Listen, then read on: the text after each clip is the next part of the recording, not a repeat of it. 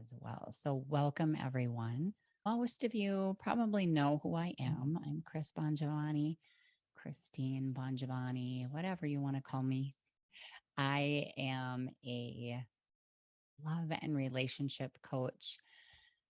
I help people change their life by bringing love into their relationship with themselves, love and acceptance into their relationship with themselves or with their marriage, or to find that special person that they want to create a relationship with. And I do that without changing their partner if they're already in a relationship. And what we're going to do today is I'm going to help you do that work by moving forward from all of the master classes that I have done this year. So we're in October. I have done 10 because I started last December. I've done 10 of these marriage master classes, and we have talked about something completely different on each and every one of them. You can find them on my Facebook page or on YouTube, though I don't think they're all on YouTube. And um, and just a heads up that most likely in 2023, I will not be doing these classes. So today we're going to look at how to start bringing some love into our marriage. And I did put in the title Into a Loveless Marriage. Um, but most relationships do have some love, even though we can't see it. I mean, I remember in my marriage where I just didn't think there's just like no love here, but it was the lens I was looking through, the way I was looking at the relationship. Um, so today, what we're going to do is we're going to be looking inward, inside of ourselves. We're going to look at how loving and accepting we are of ourselves.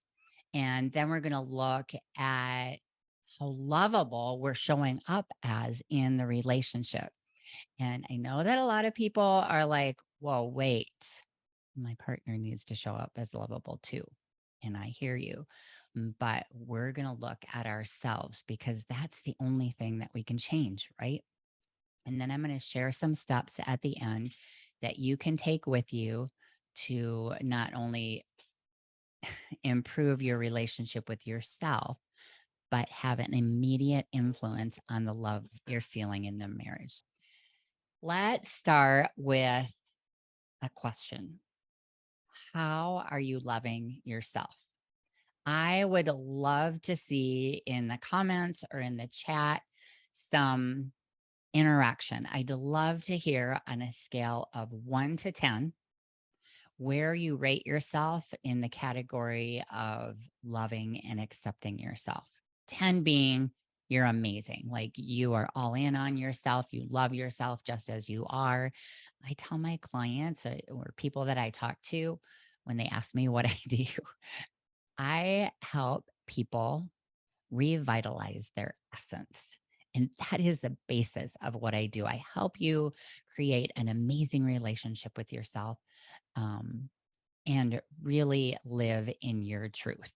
And what that does is it creates an amazing relationship with your partner. All right.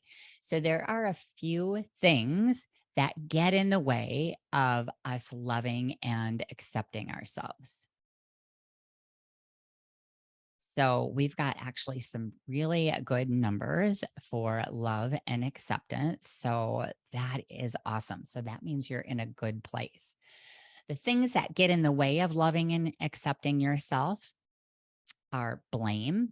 So looking outside of yourself for how you're feeling. So blaming others for how you feel, self judgment. So looking at what we're doing and blaming ourselves for the situation we're in, blaming ourselves for our weight. And of course, like when we look at weight, of course, we ate the food or we didn't exercise. So we could blame ourselves, but it doesn't help us create the result we want, which is to get to our natural body weight. And even in our marriage, if we're blaming ourselves about what's going on in the marriage and how you're not feeling loved, it doesn't get us anywhere. And then the third thing that gets in the way is shame. All right. So these are the, there's many more, but these are the three main things that drive disconnection. And first, it's the disconnection that we create within ourselves. And then it's the disconnection that we create with our partner. And you guys will all notice that I'm not using slides this month, mainly because I don't know. I just didn't feel like it, I guess. And because a lot of this stuff is stuff that I'm still going to share the notes. So you're going to get all of this. You don't have to write these things down. Um, I don't feel like I know some of you like graphics, but I want you to engage with me. Um, and so now I think that some of us, myself included, years ago, I didn't really like, I kind of knew what shame was, but I didn't really know it. I was not really in tune with what it meant. And this would be like 10 years plus ago. But you can think of a shame in this regard. And I love visualizing this because I am a visual learner. So think of a shield that you put up. And I'm going to call this a shame shield. So anytime that you do something that sends you into a protection mechanism, the four F's, the fight, the flight, the freeze, the fawn, that is you protecting yourself from feeling shame. And the Marriage Masterclass last month, where we talked about how to manage reacting to our partner and learn how to react in a way that gets us what we want, I really go into the process of learning what activates us or triggers us and starting to become aware of that and use it as information to grow and learn. Um, so it's really recognizing what your shame shield is. Do you fight? Do you fly? You avoid or withdraw, go do something else so you don't have to deal with it. Do you freeze? Do you just like withdraw in place and don't say anything? Do you fawn? Fawning is people pleasing, taking care, pretending that everything is okay and not really speaking your piece. And this is all the work that we really do in AwakenYou, my coaching program. That's kind of where we start it's really important to learn marriages. We're going to have conflict. We're going to have disagreements. And it's really important to learn how to do conflict well. And it's that starts with learning what triggers us. What do our partners do that set us off into one of these four modes? And so if you want more on that, go listen to last month's Marriage Masterclass. Otherwise, I do not want to get you overwhelmed with information because we can get stuck in our marriage by consuming information and not taking action, right? So if you promise to take action on what we do this month and use that as part of taking action, awesome. All right. So what is the solution to dissolving our shields of protection against shame, self-judgment, judgment of others, blaming of others? The solution to this shame shield, to breaking that shield down, is learning how to recognize those activating actions and understand them and rewire your brain, basically. And I know that's like something we hear a lot these days, but learning how to do something different. So we've taken on these shields, and for some of us, we use all of them. I used to fight all the time, and I'll still fight. Flight for sure. And fun, maybe not so much, but ignoring, and that would be avoiding and withdrawing. So I'm not really much of a people pleaser. I used to do that. And so I score 0 on any test that ask about people pleasing. Um, so the solution to tearing down these shields, and this is Brene Brown's work, is her 4 C's, which is compassion, courage, and connection. And basically, you use them in that order, and that's what we're going to be using. So it is really in this relationship with ourself, it's really about one, seeing that activator, having compassion for ourselves, understanding why that activator is there. And that's all about what I talked about last month. It is really a habitual pattern, an adaptive pattern that we adopted somewhere early in our life, and now it's working against us. So in our marriage, these shields don't help us create connection, they create that disconnection. So it's first really having some compassion for yourself. Down the road, it's about having some compassion for being able to see what's going on for your partner, why they're acting the way they're acting, why they're activated. But to begin with, it starts with us, because that's where we have to start. And then when we start to understand our response, it takes courage. We grab onto courage to show up differently, right? So it's hard for us when our spouse is doing something that is making us angry, making us feel unloved. It's hard for us to show up loving, right? Because we feel rejected, we feel lonely, we feel unloved, and we react to that. So it takes courage to do something different.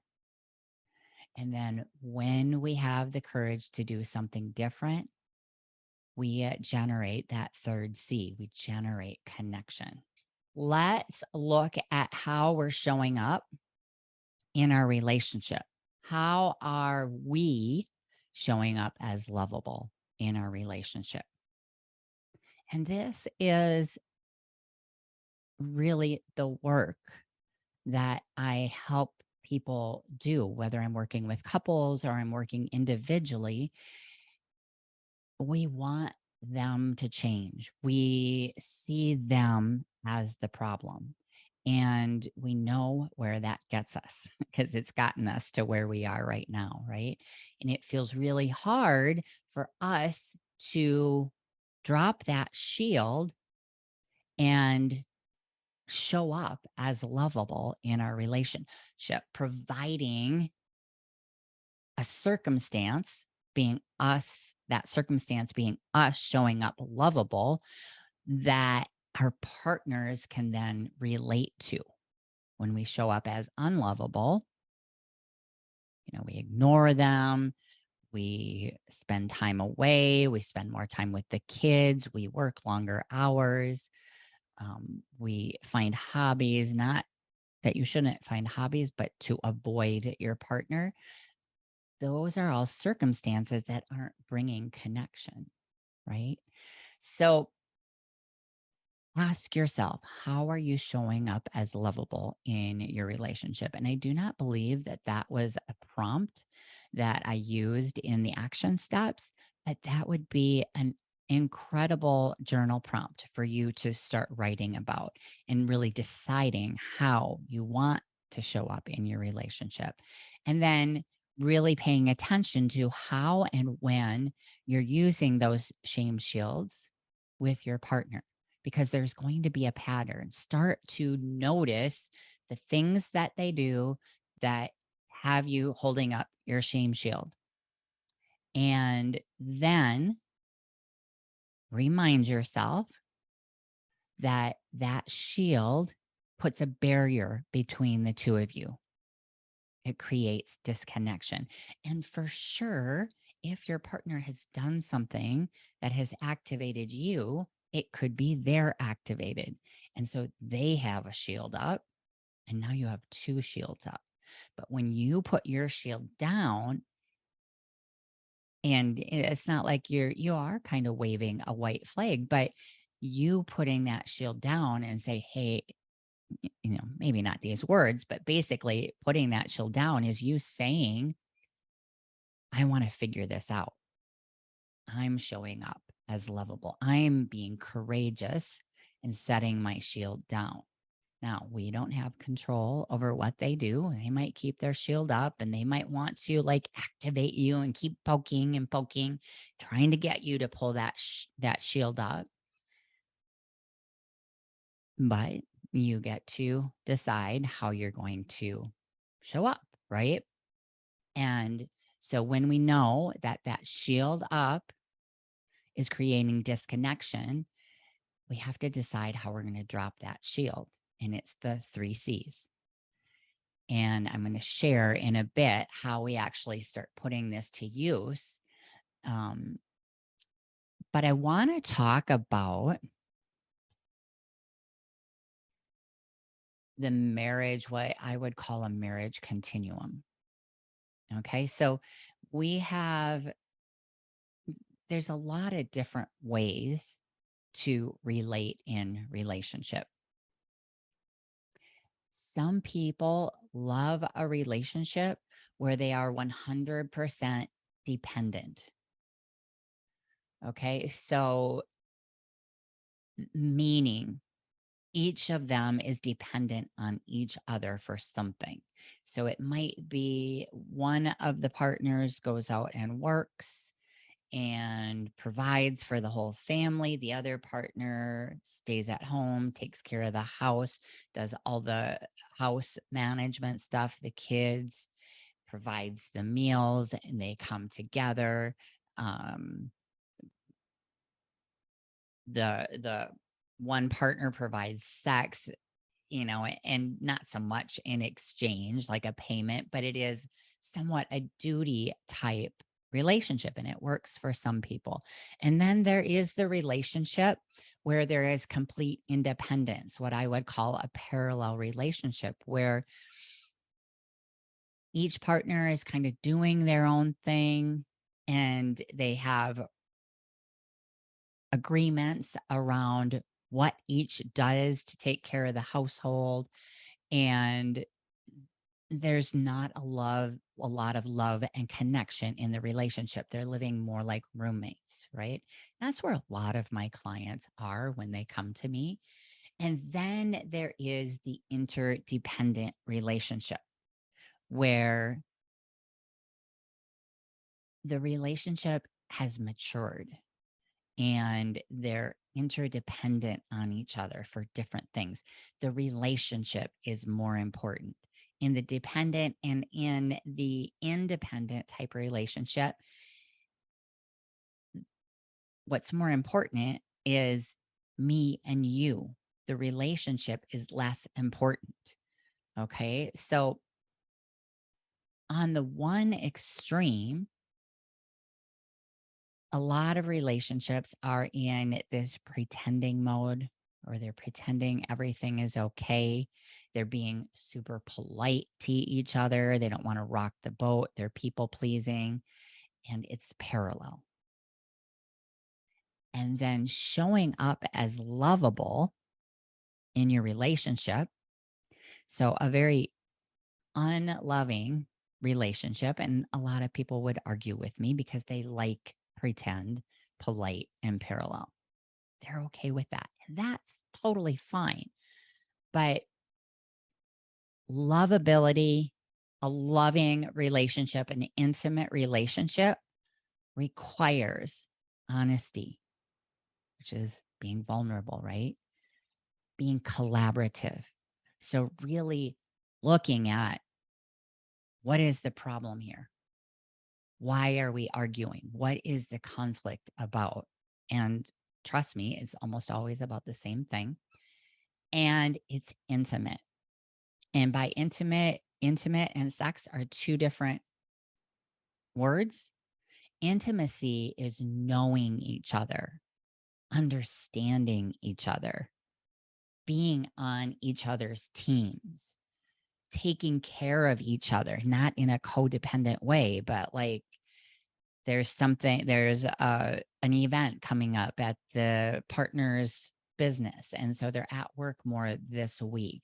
And so the other partner takes on some of the household responsibilities in an effort to help the relationship.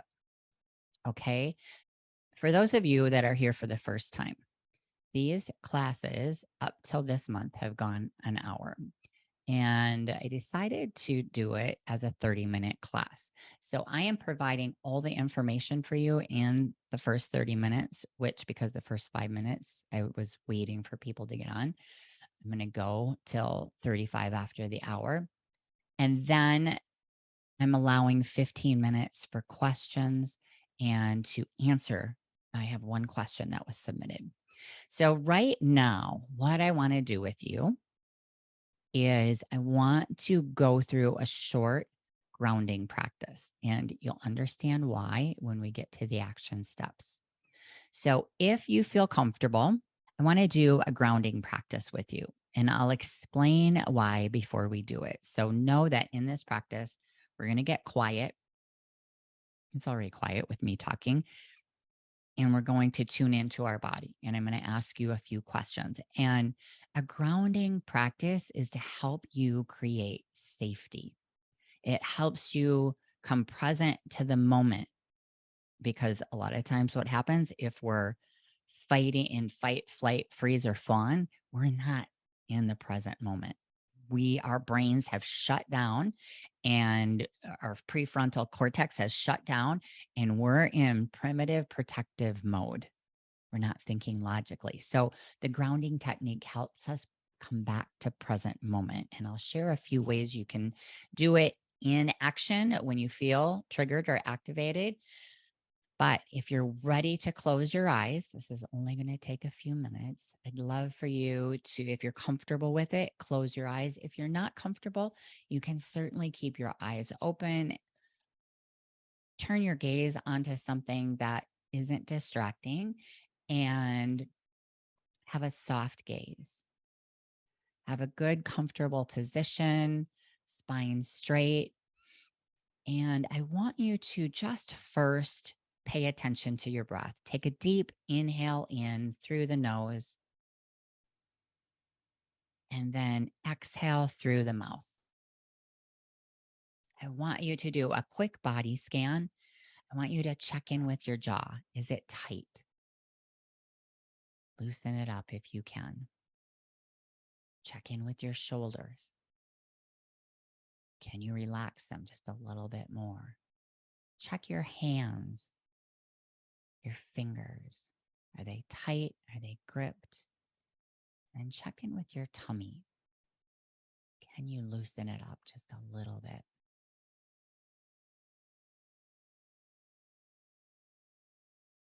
And then from there, what I would like you to do is visualize in your mind's eye a place that feels safe, a place that feels happy, comfortable, where you can just let go and be you.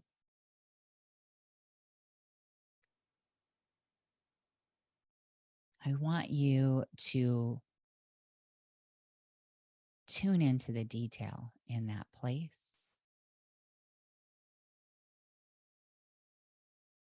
If there's smells that you can smell, identify with those. If there's sounds that you hear, Identify with those. It might be a beach. It might be in the middle of a lake. It might be being held by your favorite grandparent.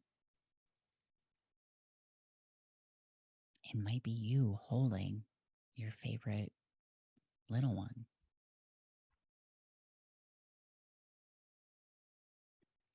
And then I want you to find a place on your body where you can put your hands.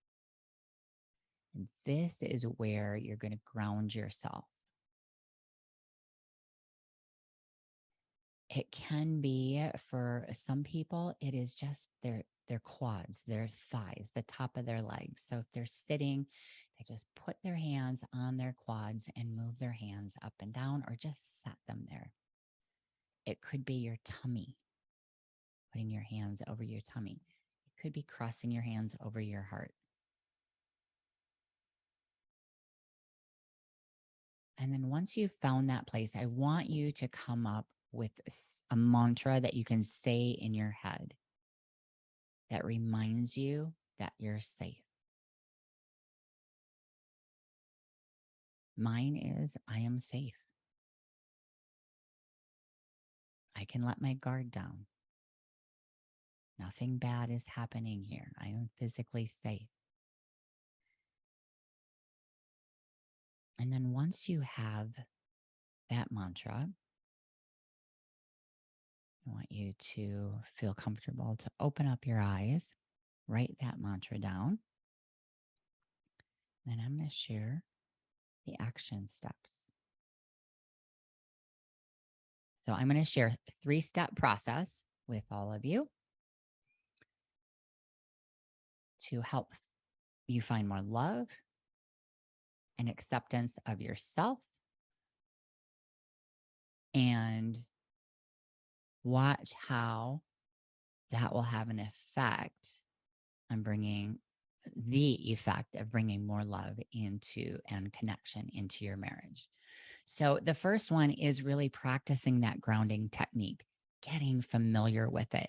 So in places where you maybe find yourself anxious, overwhelmed, worried, a presentation at work, a meeting at work, a meeting with anybody, or facing your to-do list, use it there. When you feel activated, when you feel one of those shame shields coming up, and I'm not going to explain how that overwhelm is a shame shield. It's you basically, if we dig deep down, telling you that you're not doing things right. You have all these things to do. So start using that grounding technique anytime. Let me share an example. I got my teeth cleaned on Tuesday, I think it was. I have noticed, I've been doing this for a couple years now. When I get my teeth cleaned, I tighten up. And so I just scan my body, and in my head, I say, I'm safe. I'm 100% safe. I can let my guard down. Now, I'm not really in my brain thinking I'm afraid, but my body is. The body speaks. So start practicing that. Start practicing your words. Even in bed, if you wake up anxious, grounding technique. Visualize where that space was. Say those words to you. Right here, right now, in this space, in my bed, under my covers, I am safe. And let my guard down. Okay. That's number 1. Number 2, start paying attention to when you put that shield up. Something your spouse does, something you do. You eat all the Halloween candy before Halloween when you're, not wanting to eat chocolate or sugars. Notice what you say to yourself. Notice the shame shield when it comes up. And you can use it on anybody, even, like if you're in the coffee shop and somebody is taking too long in front of you, pay attention. I am safe. I can let my guard down. I can relax right here in this moment. And notice, even in the coffee shop, when somebody is taking their sweet time, you're creating disconnection. Even if you're not talking to them, but you're for sure creating disconnection with yourself. So how are you turning toward them by people pleasing, fawning? How are you turning away by flight, which is the flight, running away, turning away, withdrawing, or turning against, fighting and arguing? And even with a person in the coffee shop, right? You're arguing with them, maybe not out loud, right? But that's the energy. And then the third thing, you're going to start practicing Brene Brown's 3 C's to create shame resilience, to get yourself strong, and so that you don't have to use that shield. Now, that shield is still going to come up. It's a process. You're going to keep working on it. And that's where, you can come to that's my gift. I haven't shared the third tip, but my gift to everybody who registers and comes to the class, well, even if you don't come to the class but register, is a free coaching session to work through anything in this process that you're struggling with. So let's talk about using these 3s with the compassion, which you have already implemented in this 3-step process by recognizing the thing that activated you. That's compassion. That's wanting to grow and bringing yourself to a safe place in your mind and taking a pause. That is loving yourself. And then the next part of that compassion will be to continue into the repair cycle with your partner, right? The other thing is being able, eventually, as you get better at this, having compassion for your partner. The second thing in the third step is courage. So again, it took courage to pause and do something different. It took courage to ask for some time away from the disharmony, the conflict, to get self-regulated, to reschedule time with your partner, to break it down. And then next, you'll utilize courage to follow through on that resolution time, that time that you said you'd come together and resolve the problem. And you possibly might need to go through step 1 and step 2 again until you fully find resolve. I remember the first time I went through this process, it took like 4 nights in a row for us to finally resolve. And that was then, from then on, we were able to do it in the moment. And then the third thing in the third step is connection. And all of what you did from a place of compassion and courage in the first 2 that I described started this process of connection with yourself first by being willing to examine yourself, to confront what was going on inside of you instead of blaming your partner. And then finding some connection with your partner. Even though they may turn away from you, you are opening up the door to connection. We're showing that we care when we do these things and that you want something different for the relationship. So keep up the good work that you started, no matter how it felt. And remember that I'm always here to run you through what happened, run through your scenario and see where you got stuck so that in that mini session, I can help you find a way to move forward. All right. This is a powerful practice that will help you start standing up for yourself in a way that brings the 2 of you together instead of pushing you apart. So in the comments, let me know if anybody has any questions. I am going to answer the question that was presented. Okay. And so I do have a question in maybe in Facebook. I do have one in Zoom. Okay. Christian wife complexities question: how to not submit and obey codependently, but respond in a manner which helps the relationship when spouse and I aren't currently connecting much in love. How do we do what spouse asks from their emotion when they're not choosing intimacy? getting to know me, being collaborative? Okay, so great question. I think that um, as a believer, many of us can get stuck in the idea that we submit to our partners. And I think that submitting is okay depending upon the energy that you're submitting with. Okay. So I do not believe that, this is my belief. I am actually I am in a pilot program to become a leader in a program called Engage, which is a Christian marriage program. And, I really believe that we're not asked to just be, might I say, doormats, because I believe that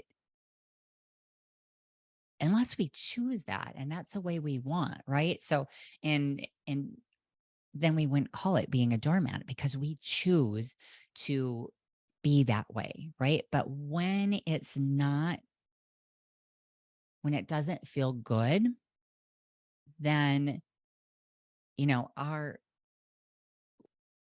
God doesn't want that. He wants us to have compassion for each other. He wants us to be courageous.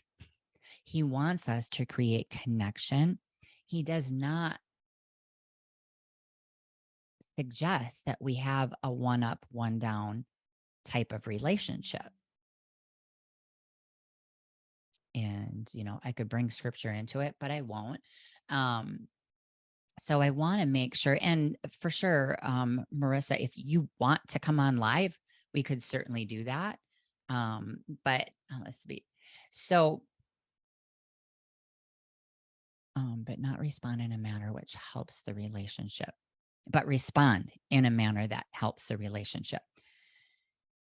So, what it is when the spouse and I aren't currently connecting much in love, how do we do what spouse asks from their emotion? And I'd love it if you could explain that from their emotion when they're not choosing intimacy. How do we do what spouse asks? So type into the chat, Marissa, if you're up for it, um, an example, a specific example of what they might ask.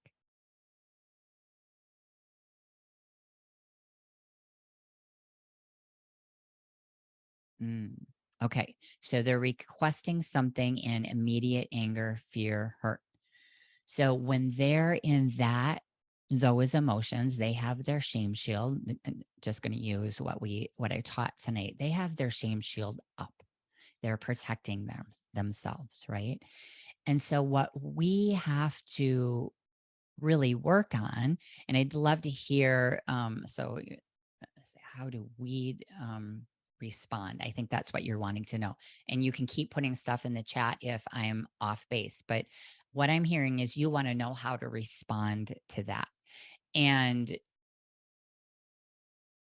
what's really important is that when one is in emotions like that, for the other to regulate and not fight back, not to put both of both partners have the shield up, and really just listen. Now, that would be 100% different from freezing, fawning. Does that make sense? Or from avoiding? Because, I mean, you might need to go into the grounding technique so that you can stay present. So you might not hear exactly what they are saying. And what you can say is, hey, I really want to hear what you're saying. I really want to hear what you're trying to say to me. But right now, I can't hear through the emotion that you're speaking with. And say it in a loving way. And so then the first time you do this, they might react even more. They might be like, no, I'm going to work through this. And you get to respond from a place of self-compassion for yourself. And that, right now, any response that I would have is not going to bring us together. It's going to create disconnection. So either I'm just going to sit here and listen to you and hear what it is that you need, or if you feel yourself not being able to talk from a place of compassion, just simply state, okay, I need to pause. I use the timeout signal. Okay, I need to pause. I need to regulate myself. My brain has gone somewhere else. I need to ground. And this is too emotional for me right now. Anything that happens in this state is not going to be better for our relationship. And just try that. And you can also say, hey, I need so much time. Maybe you need a day. Your schedule. So maybe you need when they come home from work the next day. And say that. We put this on pause and come back after I've taken some time to calm down and get in a better state of mind, and using these steps that I shared today. And what I was sharing today is that use courage to come back together and have some things that you want to say. Now, you might get flooded again, or you might go into flight. And then you recognize it and you might need to pause it again. Still no resolution. But he's also had then maybe 24 hours to think about it. And so you're leading the relationship. I hope that makes sense, Marissa. So I don't think that as a Christian, a one up, one down relationship is what God intended for us. I think that it is a partnership, and that we come together as us and we learn how to collaborate.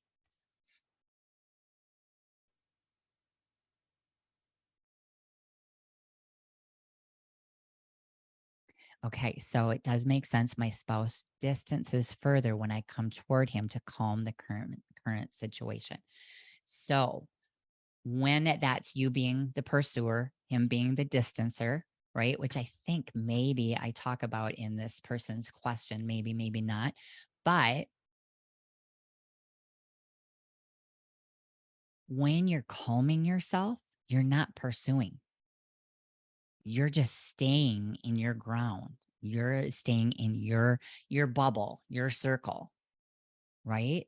Um, and then I think he feels like a child when I try getting uh, him to regulate. So remember, it's not your job to regulate him. Now, in relationship, we do co-regulate. And that's why we have to, we can co-regulate in a bad way as well. And so that's why we have to be aware of our triggers, aware, oh, that's happening for me. And in the beginning, it might have, but it looks like you're working on it. So he can go away angry and distance, but trust me, as you use these 3 C's and you use these steps, what happens in a relationship typically, and then I'm going to read the rest of your response, is that we kind of, if you think about a teeter totter, I like to use this visual, and we kind of step up, and not like we're being superior, one up, but we're being more vulnerable. We're being more open to connecting, which is vulnerable. And when we do that initially, they'll push away even further. So there is this response on the teeter totter. We go up, like we lighten our load, literally, emotionally, and they take on more, they distance.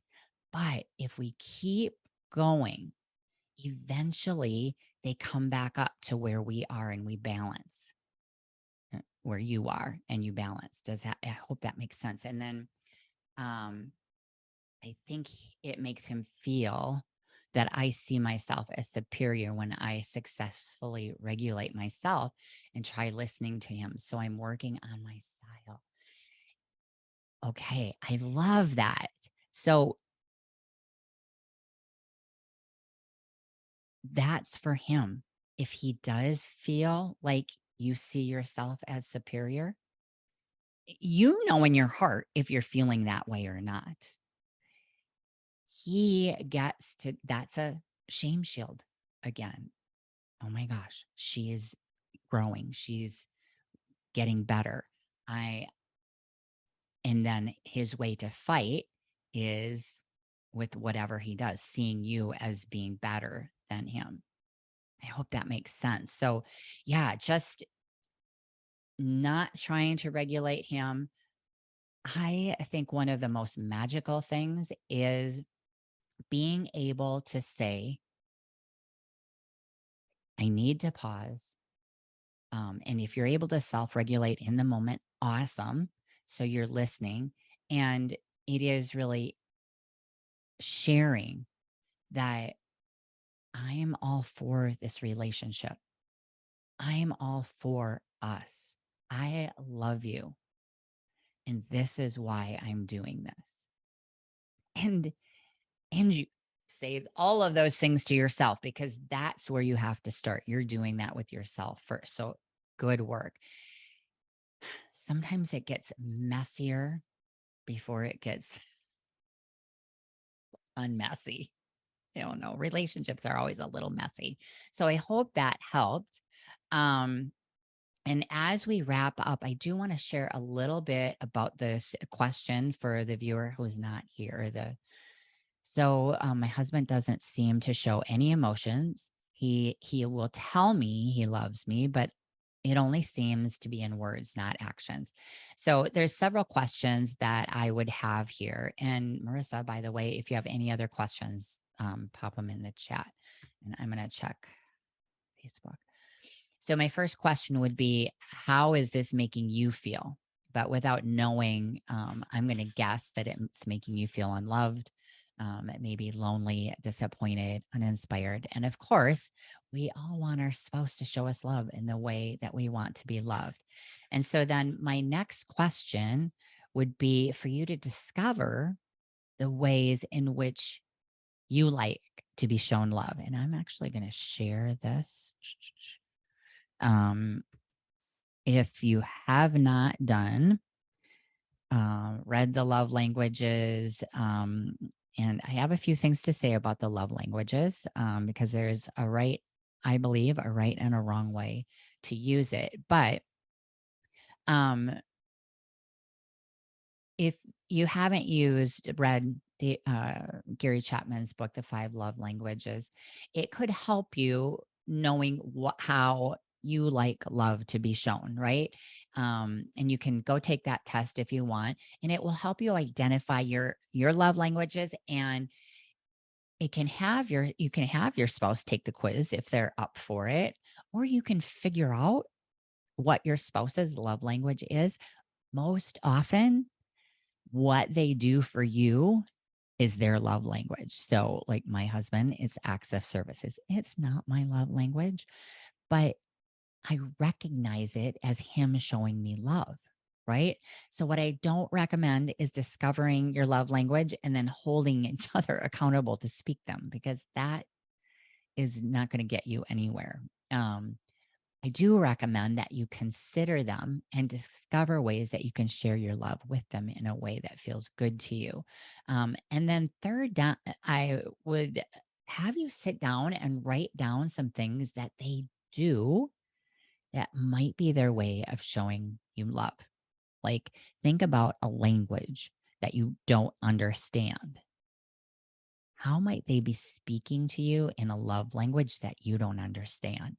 And how can you translate it and show that he is loving you? And a quick example as we wrap up, for years, I used to get so annoyed at how much my husband works. Um, a lot of the evenings that he wasn't home, there's a lot of evenings he's not home, and he would book nights that he had free at work, like 24 hours before. And I got a lot of frustration, anger, resentment, all of it. I mean, for years, we've been married, I think 18 years. But one day I was thinking about this very thing, that in this question, and a dear friend of mine, Heather Reckman, she said something about this translating our, what I was talking about, translating our spouse's actions into our love language. And from that moment on, I looked at his desire to build a secure retirement for us as him speaking to me with love. And I then shared that with him while also sharing that it still hurts me and that I'd rather have less money later and a few more nights together now per week. Right. So there's a way to still be able to talk about that and appreciate it at the same time. All right. So this month, thank you everyone for showing up. What we did is we looked at our relationship with ourselves and what gets in the way of loving and accepting ourselves, which creates disconnection from ourselves and our spouse, that blame, judgment, and shame. And we looked at the 4 shame shields and the solution to dissolving them, which is the 3 C's: compassion, courage, and connection. And then we looked at how to begin showing up as lovable in your marriage and create an honest, collaborative, and intimate marriage. And then I shared that 3-step process for you to start bringing love back into your marriage. All right, you guys, I am going to share in the comments how you can book that free coaching session if you want help, if you get stuck on anything in here. Um, Marissa, if there's anything more you want to talk about in private about that, I'd love to share that with you and help you move through where you're stuck. And every month, second Thursday of the month, 5:00 p.m. through the end of this year. So we have 2 more marriage master classes. I will list the replay on YouTube. And if you're registered, you will get that replay link and the notes. And if you're struggling with something in your marriage, please direct message me on my socials or email me and let me know what it is. Maybe it'll be next month's topic. All right. Thank you, everyone.